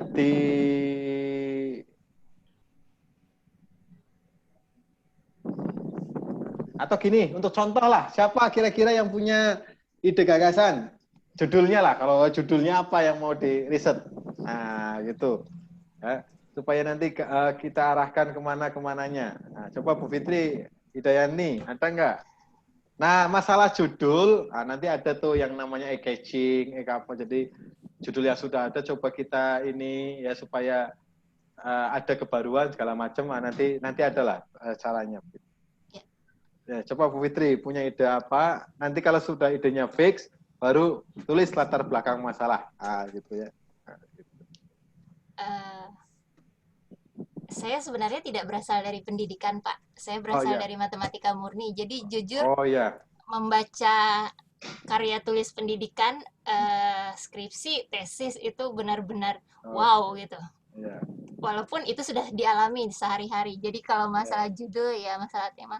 Cuman terpikir Pak ada latar belakang permasalahan di mungkin tadi sudah Bu Nia saya diskusi sama Pak Mulis juga, permasalahan selama pandemi adalah pembelajaran online yang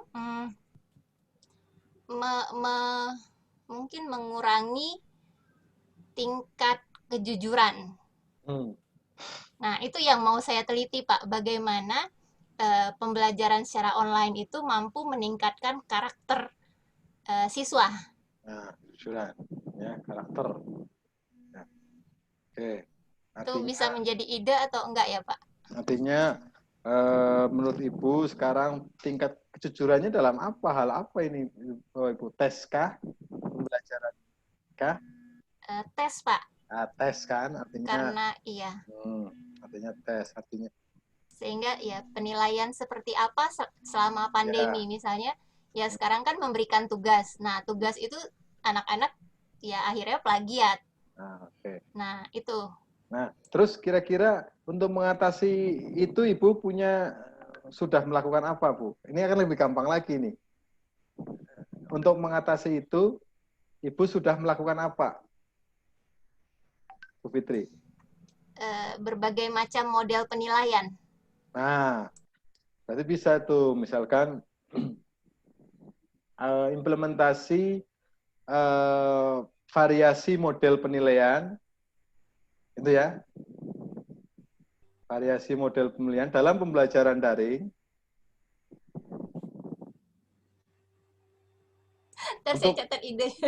Untuk mengatasi fenomena tadi apa kejujuran dalam ujian. Nah, itu menarik sekali itu.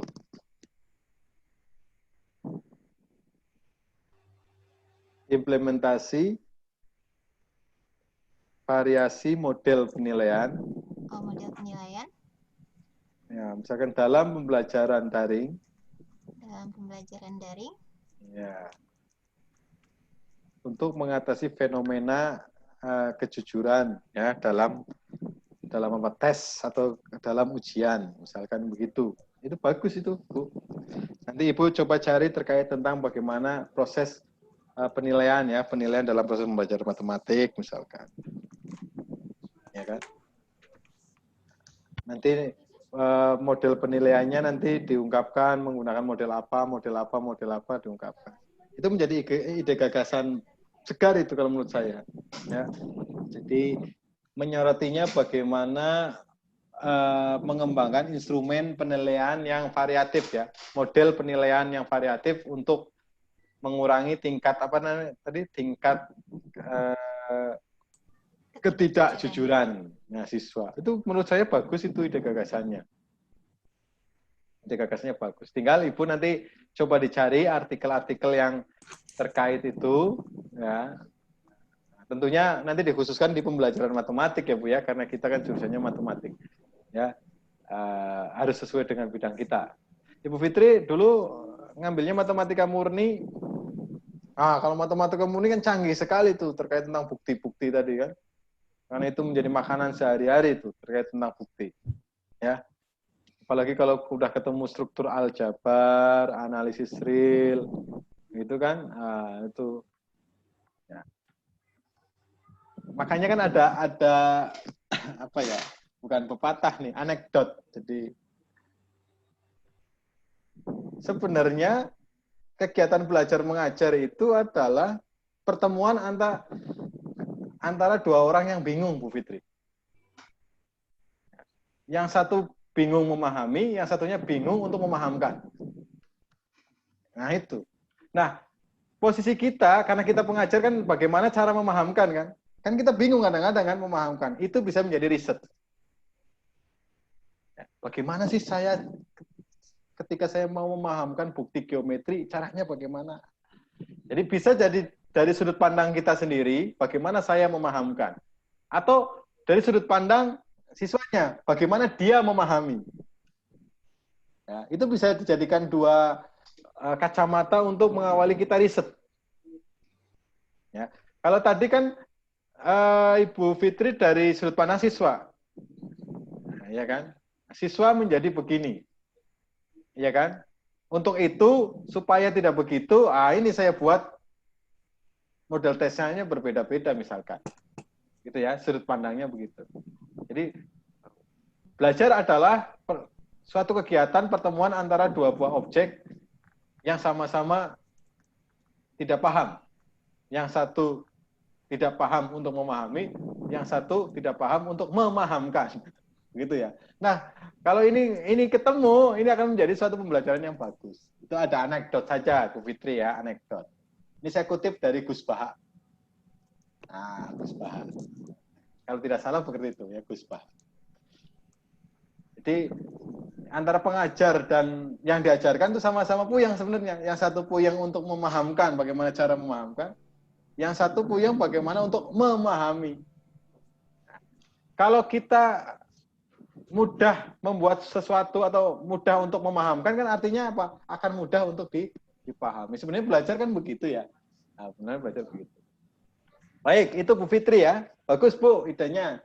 Coba Ibu nanti dicari artikel itu. Karena ini Bapak Ibu, nanti pertemuan kita ini ya Bapak Ibu nanti mungkin selama 2 minggu, saya kasih waktu 2 minggu untuk menyusun itu. Jadi, tapi kita harus punya target ya.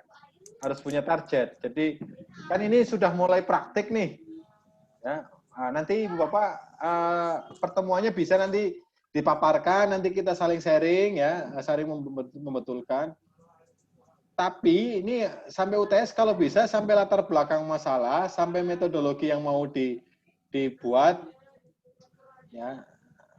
Karena nanti Bapak Ibu juga akan mengambil data kan, mengambil data sederhana. Makanya kalau bisa diarahkan untuk risetnya itu ke survei saja. Ya, ke survei atau riset yang sudah kita lakukan. Artinya gini, Bapak Ibu kan sudah melakukan sesuatu, tapi saya nggak tahu nih yang saya lakukan itu apa. Nah, itu nanti dicari teorinya, dicari latar belakangnya, Ibu Bapak sudah punya data, tinggal diolah, tinggal nanti ditulis. Ya. Jadi ada 2 pilihan tuh Ibu Bapak. Ibu Bapak sudah punya data, data dalam artian nanti ada data nilai, data dokumentasi, begitu ya. Artinya nanti tinggal mengembangkan dalam artian itu teorinya seperti apa, nanti latar belakangnya seperti apa. Atau Bapak Ibu membuat baru, tapi kalau membuat baru jangan yang ribet-ribet. Bapak Ibu harus ngajar lagi gitu, jangan yang memerlukan waktu yang lama. Makanya yang gampang itu biasanya adalah survei atau kalau enggak kualitatif. Ya, kalau kualitatif kan sederhana tuh. Dalam artian begini, persiapannya tuh sederhana. Misalkan saya pengen riset terkait fenomena problem solving pada siswa pada pembelajaran PJJ misalkan. Udah buat aja 5 buah soal problem solving, terus kita teskan, terus kita wawancarai itu. Ya, kita istilahnya ada triangulasi, nanti fenomenanya apa, nah kita baru tulis. Misalkan seperti itu ya. Misalkan gini, di PJJ kayak gini kan aspek sosialnya nggak ini ya, ya meskipun kita bertemu secara tatap muka, tapi kan secara sosial, secara sentuhan kan nggak dapat. Makanya di matematika ada yang namanya socio-mathematical norm. Ya, jadi bagaimana socio-mathematical norm pada pembelajaran PJJ di era COVID-19 misalkan. Nah, itu kan banyak sekali tuh artikel terkait socio-mathematical norm kan. Nah, nanti tinggal kita sebar angket, nanti setelah itu ambil 2 siswa untuk kita wawancarai fenomenanya seperti apa. Oke. Perlu merenung dulu apa harus kita putuskan nih malam ini Ibu Bapak? Untuk judul atau kajian? Perlu merenung dulu kayaknya Pak Dokter. Merenungnya jangan lama-lama ya Pak. Nanti merenungnya. Iya Pak, insya Allah langsung lah nantilah. Ya baik, saya tunggu sampai besok.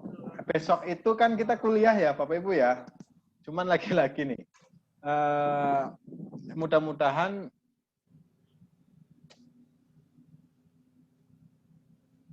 atau gini saja, Bapak Ibu besok mengumpulkan tema-tema atau judul yang mau diangkat.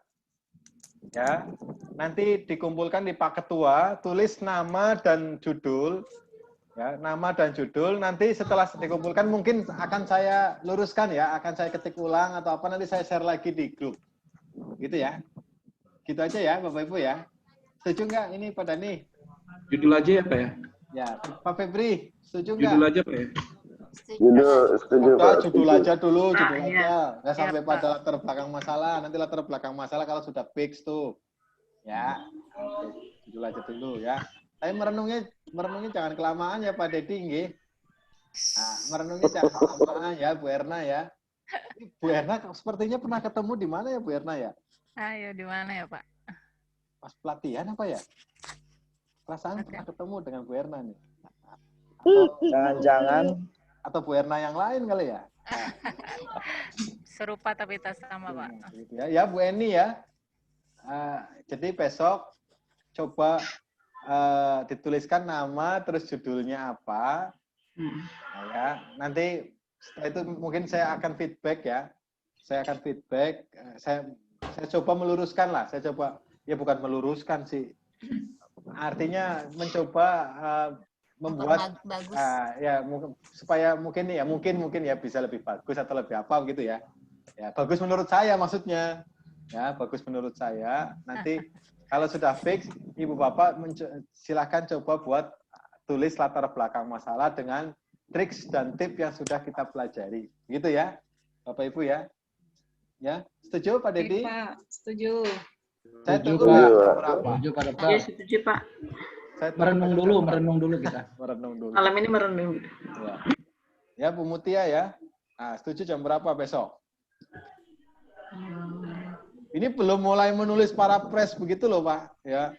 Nanti kalau sudah temanya jelas, baru tuh mulai, ayo kita tulis tuh satu paragraf, baca lagi, tulis Pak, mau nanya lagi. dong, Pak. Silahkan, ya siapa ini? Pak, kalau membaca kan sebaiknya baca artikel yang jurnalnya internasional ya Pak. Oh ya, itu bagus. Artinya otomatis dalam bahasa Inggris ya Pak. Ya. Nah, saya pribadi punya kendala nih. Artinya membaca satu kalimat saja itu bisa berjam-jam atau mungkin bisa berhari-hari gitu. Ya. Artinya perbendaharaannya kan jadi sedikit sedangkan kita dikejar waktu. Nah, apakah boleh berpindah ke jurnal Indonesia atau gimana Pak? Ya boleh, sebagai suplemen boleh. Tapi kalau bisa itu adalah jurnal-jurnal internasional karena di situ tuh ide gagasan baru itu ada di situ Bu. Memang saya juga punya kendala. Saya kadang-kadang memahami satu paragraf itu berjam-jam Bu. Nah, tapi itu saya lakukan ya kadang-kadang tahu-tahu subuh gitu ya. Oh udah sampai subuh gitu. Memang harus konsen ya. Nah, tidak apa Bu. Jadi jurnal bahasa Indonesia juga nggak apa-apa. Dalam artian itu jangan sampai ditinggalkan jurnal-jurnal internasional itu ya Bu ya. Karena ide gagasan yang baru-baru itu biasanya ada di jurnal internasional. Dan biasanya ada hal-hal baru juga ada di situ. Meskipun dalam tanda kutip itu tidak memungkiri jurnal-jurnal kita juga sudah bagus-bagus. Boleh Bu ya? Boleh. Boleh-boleh saja. Tapi tentukan saja judulnya dulu. Nanti kalau dalam menyusun latar belakang masalah kan nanti kita pelan-pelan. Tetapi pelan-pelan dalam artian pelan-pelan punya target ya Ibu Bapak ya.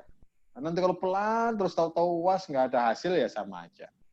Ya, oke ditulis.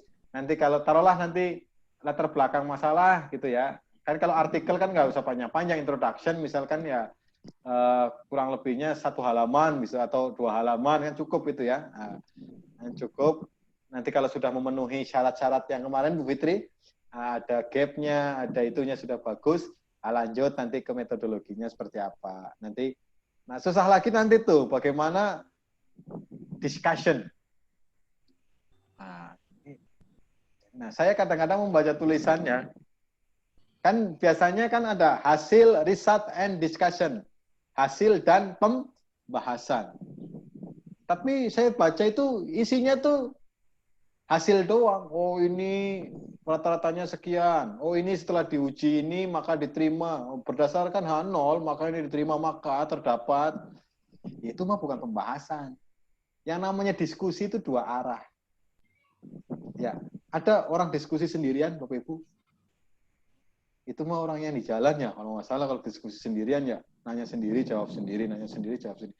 Itu artikel yang kayak gitu itu ya kayak orang yang di jalan itu. Nanya sendiri, jawab sendiri. Artinya diskusi itu 2 arah.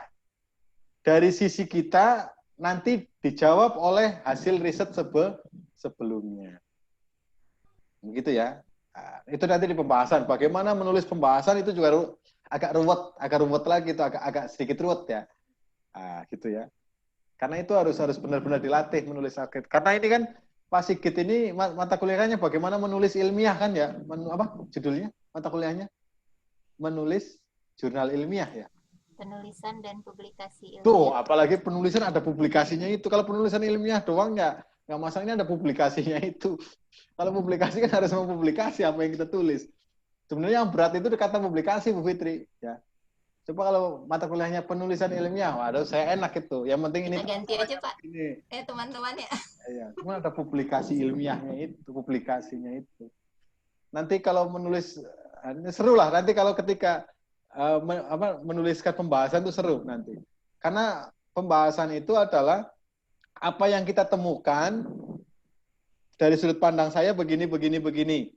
Terus dari sudut pandang riset yang sebelumnya bagaimana? Ada kontroversi atau saling mendukung?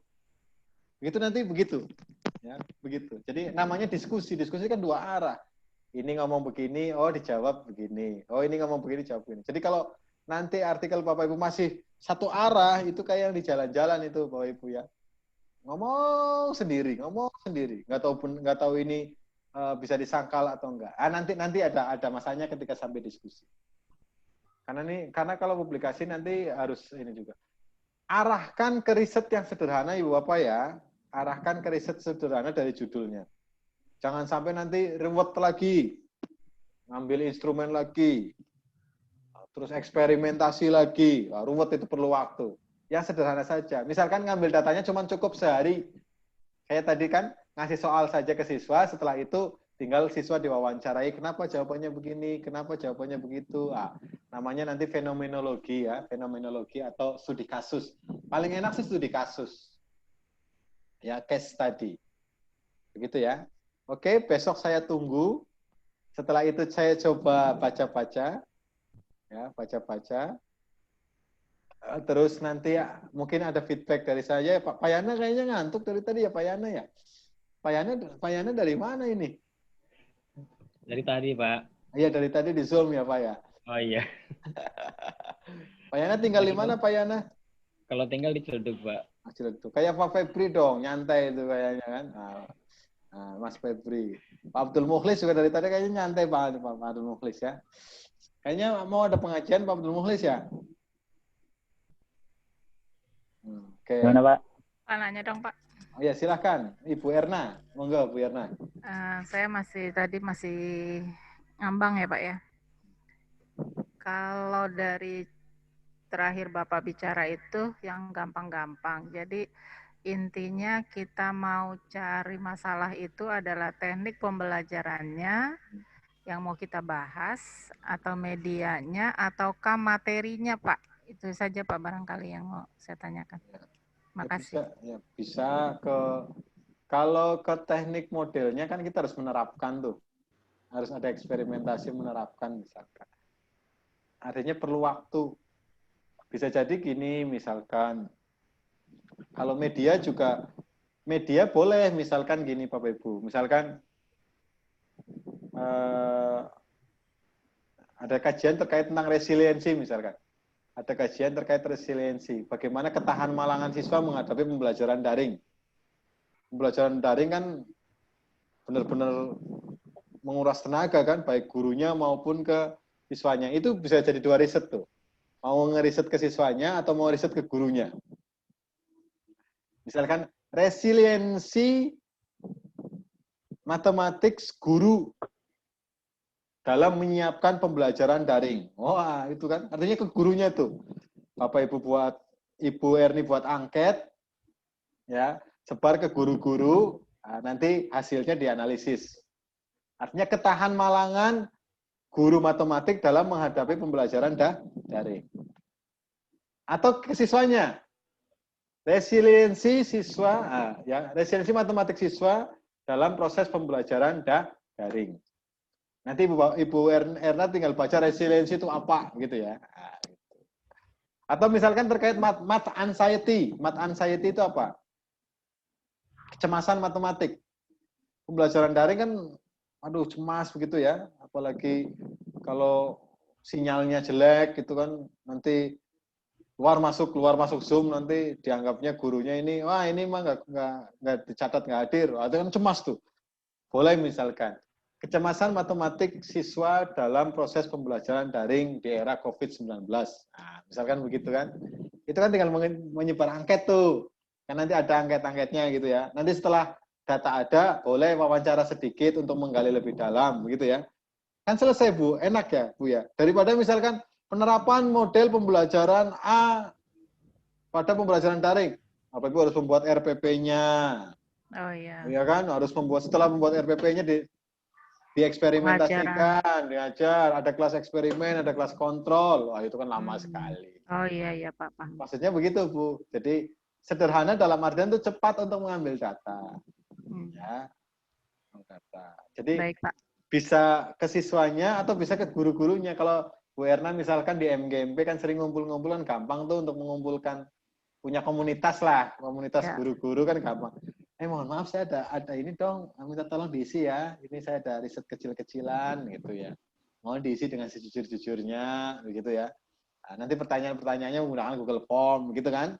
Ya, Nanti setelah Google Form ada dapat dianalisis, kan udah selesai itu. Tinggal dari itu kita analisis, kita kata-katain kalau saya bilang kita kata-katain tuh hasilnya itu apa maksudnya itu, gitu kan ya.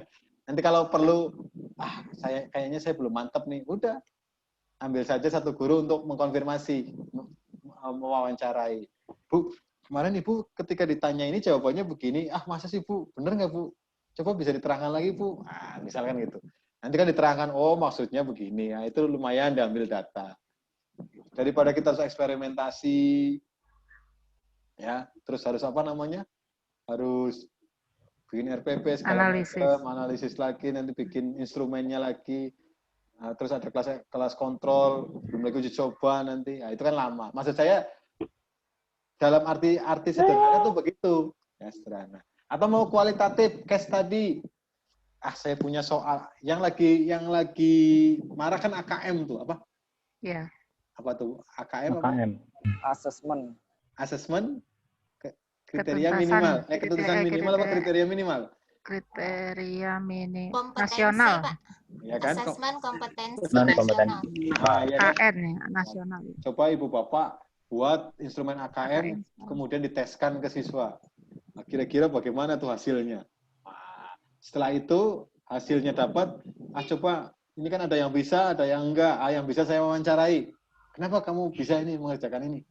Oh ternyata dia punya gambaran ini. Bapak Ibu catat semua. Yang nggak bisa, kenapa nggak bisa? Wawancarai. Itu kan sederhana kan Bu ya? Misalkan begitu, ya Ibu Bapak buat instrumen AKM, terus disebar ke siswa, ambil saja nggak usah banyak-banyak, siswanya ambil 30.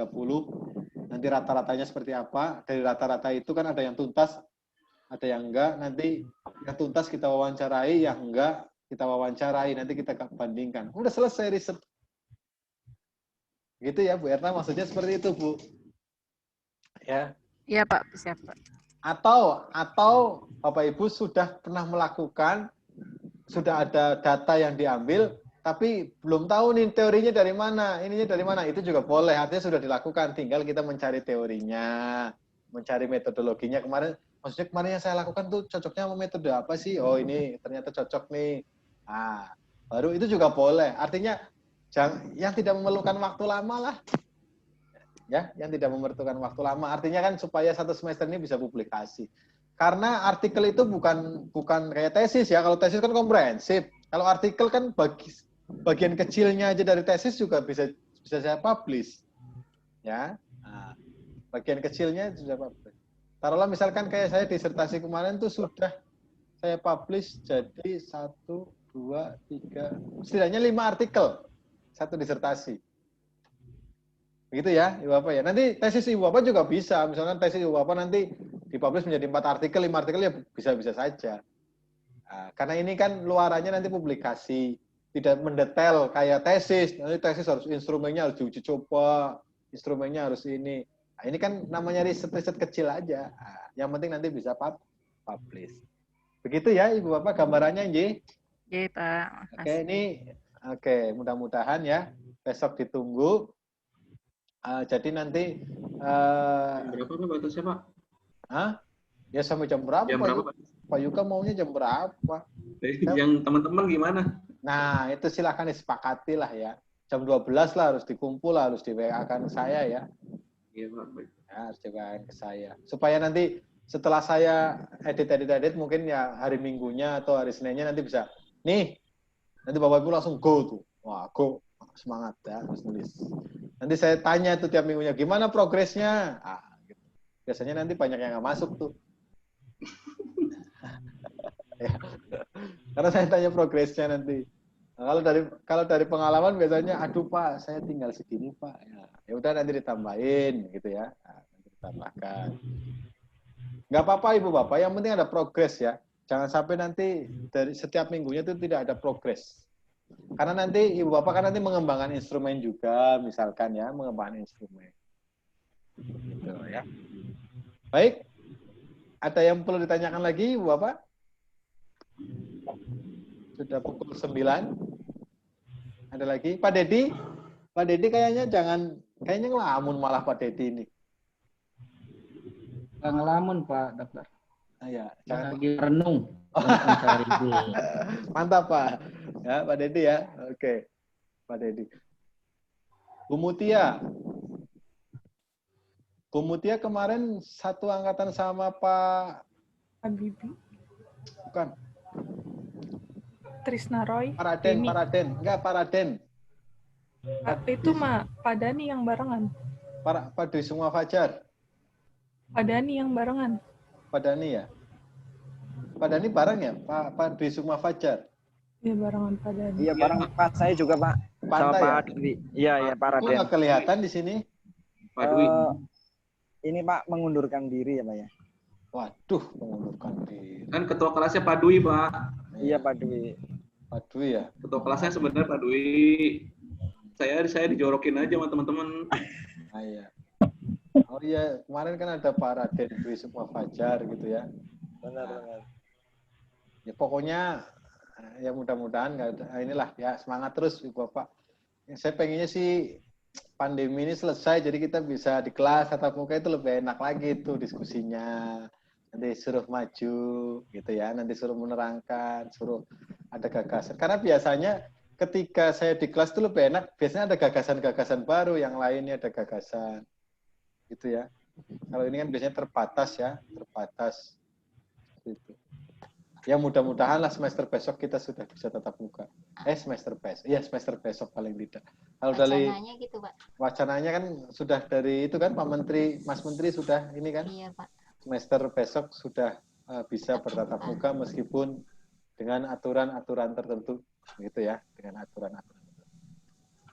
Baik, kalau tidak ada pertanyaan lagi mungkin bisa saya cukupkan. Satu lagi, misalkan Bapak Ibu juga bisa mengembangkan dari skripsinya juga boleh gitu ya. Kalau skripsinya belum dipublikasi, terus datanya pengen diambil, ya boleh saja misalkan. Tapi jangan yang lama-lama, nanti skripsi tahun 80, Pak, saya mau ambil lagi, Pak, jangan, itu udah nanti datanya nggak relevan lagi. Misalkan yang baru lulus kemarin yang langsung melanjutkan itu bisa ya, tapi dengan syarat itu belum dipublis ya, dengan syarat itu belum dipublikasi.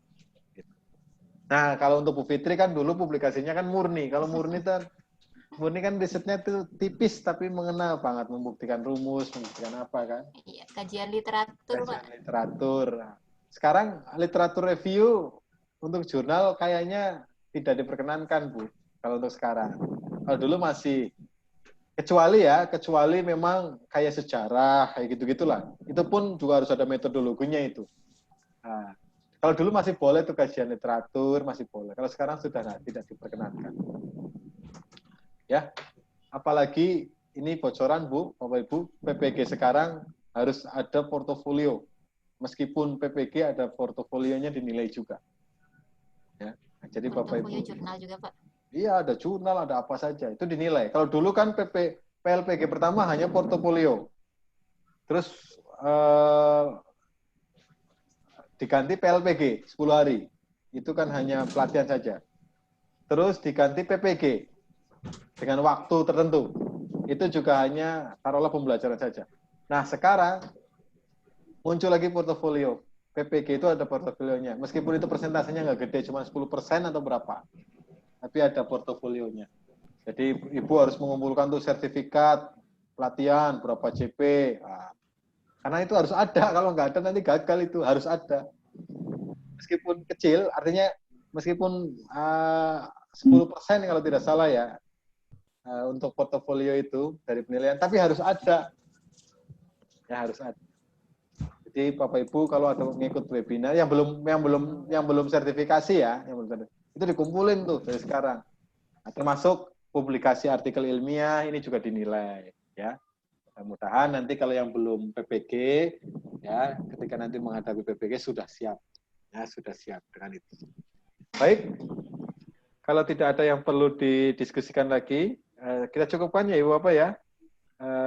Nanti video mudah-mudahan sinyal saya bagus. Kalau sinyal saya bagus, kayak kemarin saya download, aduh gagal maning, akhirnya nggak jadi, nggak bisa.